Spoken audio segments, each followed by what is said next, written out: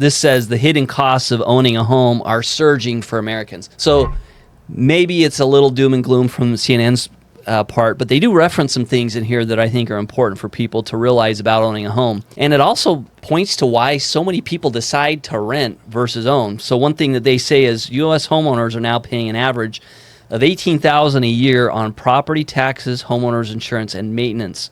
$18,000 a year. So if you divide that by 12 months, that's over $1,000 a month. It's like $1,200 a month.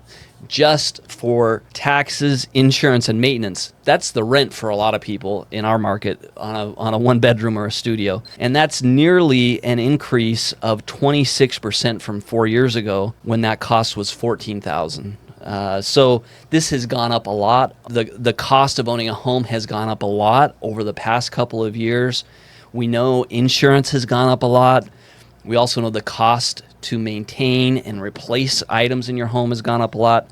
So there's a lot of things here when it comes to owning a home that make it tough to justify going out and paying high prices, high interest rate, and now your expenses to own the home have also gone up.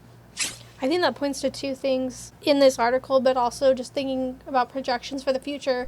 Number one, when you're in the market to buy a home, you know, when I look at homes all the time, new builds, I feel a little bit more confident in about maintenance and upkeep because I'm not dealing with a 100-year-old home that I'm trying to worry about all the you know what you're getting flaws. when you buy a new home. Yeah. And insuring a new home versus insuring an old home, much easier. And that's something they talk about in this article is a lot of homes, due to weather circumstances, but also the age of a home, it's so hard to get insurance, and when you get it, it just spikes. It's incredible how high home insurance has gotten. Yeah, one person referenced in here said their homeowner's insurance, this is somebody in California.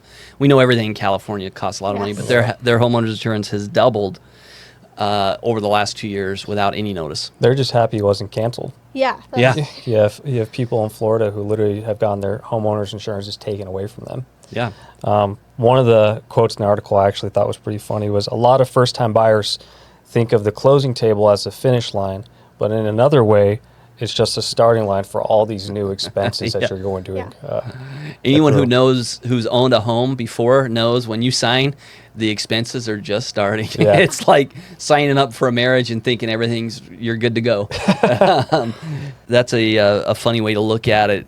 And you know, the other thing with buying a home, if you buy a new home, there's a lot of advantages, but one of the disadvantages is every other home on the street probably looks like yours. Everything, So it's hard to justify buying a home right now. Some of the home builders, they have good projections through this year because, frankly, there's just not enough supply, but their costs have gone up and to build, and now seeing what's happening with the other expenses of owning a home, it gets harder to justify that over time.